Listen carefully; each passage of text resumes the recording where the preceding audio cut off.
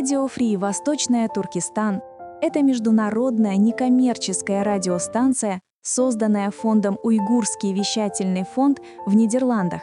Наше предназначение — донести до мира правду о преследованиях и культурном геноциде в Восточном Туркестане, сохранить идентичность уйгуров в диаспоре, передать язык и культуру будущим поколениям.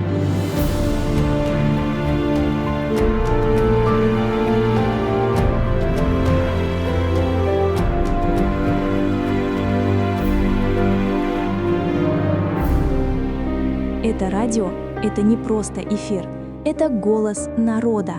Наша цель проста: пусть мир услышит правду об уйгурском народе.